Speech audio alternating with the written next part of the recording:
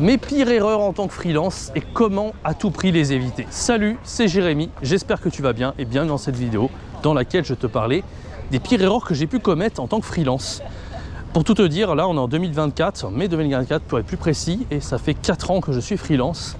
Et voilà, sur le parcours, tu sais, on fait beaucoup d'erreurs. Alors déjà, si toi tu as peur de faire des erreurs ou tu as déjà fait des erreurs, sache que c'est pas grave, ça fait partie du processus. Et mieux vaut faire des erreurs que avoir la peur, la trouille en fait de se lancer, tu vois. Parce qu'il y a trop de gens en fait que je croise qui sont des wannabe entrepreneurs, qui n'osent pas se lancer et du coup qui font aucune erreur. C'est un peu du perfectionnisme. Je me lancerai quand les étoiles seront alignées, je me lancerai plus tard et tout ça.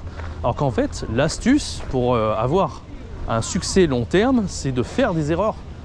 Plus tu feras d'erreurs, plus tu avanceras.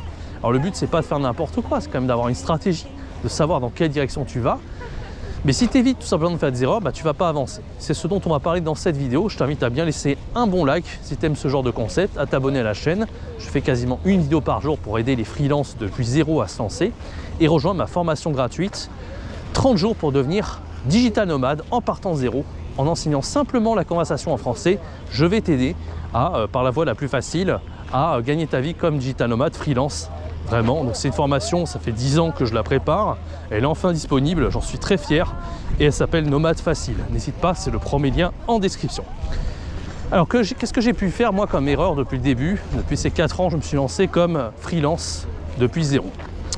Déjà, avant de proposer, alors tu sais, je suis infopreneur aujourd'hui, je propose des produits à vendre, j'en ai proposé plus d'une vingtaine de formations, ça fait pas mal, hein. Et ce que j'ai fait comme erreur au début, avant de faire des produits, tu sais, je vendais mon temps contre de l'argent. C'est-à-dire que je faisais des cours en ligne de français. Et en fait, il y a des moments, tu vois, où j'avais un très bon succès en ligne. J'avais énormément d'élèves qui me demandaient d'un coup de prendre des cours avec moi. Donc là, tu es en train de me dire, quelle est l'erreur? En fait, tout est super. Le problème, c'est que j'étais un peu greedy, j'étais un peu gourmand, tu vois. C'est-à-dire que j'avais, voilà, du jour au lendemain, je me connectais des trentaines de demandes d'un coup. Et en fait, j'avais tendance à mettre trop de disponibilité sur mon calendrier, de penser que j'étais un super héros, un superman, et que je pourrais absolument satisfaire tout le monde.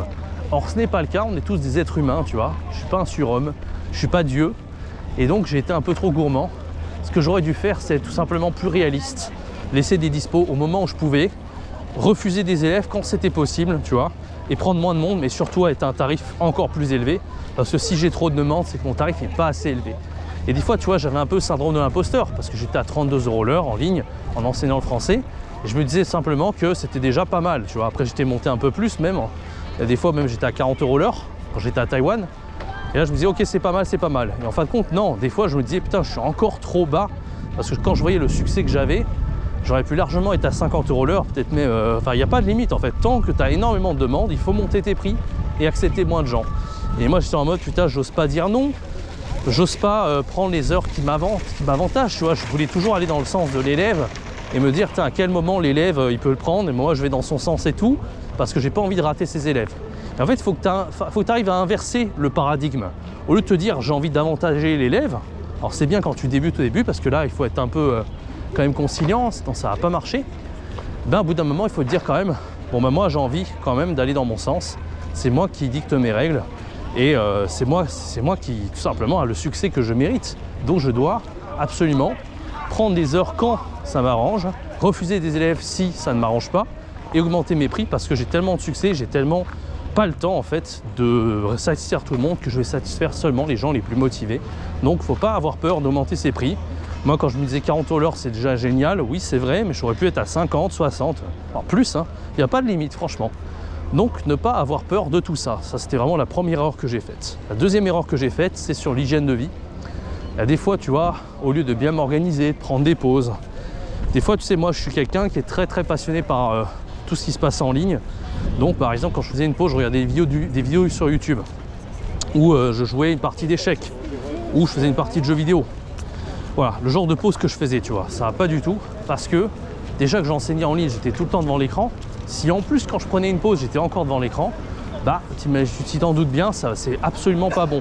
Le genre de pause que j'aurais dû prendre, c'est tout simplement méditer, aller dans la nature comme je fais maintenant, tu vois, être dehors, parler avec un ami.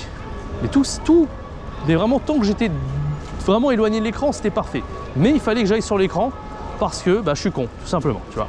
Donc si toi tu es freelance en ligne, tu es devant un écran, par pitié, ne reste pas devant l'écran, fais pas la même erreur que moi, parce que moi, ce que j'ai eu par la suite, c'est des tremblements de la paupière incessants, une grosse fatigue oculaire, une fatigue généralisée. C'est pas bon du tout. Donc vraiment, évite ce genre de conneries, fais pas pareil que moi, prends des pauses en extérieur, invite un ami dans un café, ce que tu veux, d'accord, organise-toi et fais pas ce genre de conneries. Par pitié, c'est vraiment très important pour tes hygiène de vie, pour pas péter un câble et avoir une vie équilibrée. Alors ça, c'est la deuxième erreur que j'ai faite. On passe à la troisième erreur. La troisième erreur, ça a été tout simplement de en fait, de vouloir voilà, en fait, ça c'est un truc que je me suis rendu compte il n'y a pas longtemps, mais c'est tout simplement de ne pas repasser sur ce que j'avais déjà fait auparavant. Mais ça, c'est un peu difficile à corriger parce que c'est vraiment quelque chose qui n'est pas inhérent à ma personnalité. C'est que moi, par exemple, j'adore créer de nouvelles choses tout le temps. Je crée plus de 20 formations, je fais plus de 550 vidéos YouTube. Voilà, donc j'adore faire toujours nouveau. J'aime pas trop me répéter, j'aime pas trop refaire toujours pareil. Ça, c'est vraiment partie de ma personnalité, tu vois. Sauf que c'est pas toujours très bon de faire ça en fait. Pas toujours très bon. Des fois, quand tu fais un truc, c'est bien de l'améliorer, tu vois. Tu crées un profil en ligne, tu crées une chaîne, tu crées une vidéo, tu peux refaire la même vidéo, essayer de l'améliorer. Enfin, je sais pas, tu vois ce que je veux dire, c'est essayer de repasser sur quelque chose, essayer de l'optimiser. Tu vois, par exemple, là, j'ai fait une formation gratuite, je l'ai améliorée, mais ça a mis tellement de temps, j'ai mis 3 ans à l'améliorer, tu vois, parce que je déteste repasser sur ce que j'ai déjà fait. Je veux toujours créer quelque chose de nouveau. Alors, cette formation gratuite, elle est nouvelle, d'accord, mais elle est basée sur quelque chose que j'avais déjà fait avant. Et c'est vraiment grâce aux influences extérieures que j'ai réussi à me rendre compte qu'il fallait que j'améliore l'existant, plutôt que refaire toujours toujours quelque chose de nouveau, de repartir de la feuille blanche, tu vois. Parce que quand tu repars de la feuille blanche, c'est toujours autant de travail à chaque fois, tu vois. Alors que si j'avais repris plutôt un truc que j'ai déjà fait pas trop mal et que j'avais essayé de l'améliorer, j'aurais gagné en efficience, j'aurais gagné en qualité dans mon produit et j'aurais eu des résultats beaucoup plus impressionnants, tu vois. C'est comme si tu bâtissais une nouvelle maison à chaque fois, c'est tellement de boulot. Alors que si ta maison, tu as déjà les fondations, tu as besoin de faire la suite pour qu'elle soit encore meilleure, c'est encore plus efficace. Voilà pour mes erreurs principales. Bien sûr, on a d'autres, mais je ne vais pas m'attarder dans cette vidéo. Donc si tu veux voir mes autres erreurs, j'en ferai peut-être d'autres vidéos si ça t'a intéressé sur cette chaîne. N'hésite pas à t'abonner, à activer la cloche et à rejoindre ma formation gratuite Nomade Facile, 30 jours pour devenir digital nomade en partant de zéro, pour gagner 2 000 € par mois.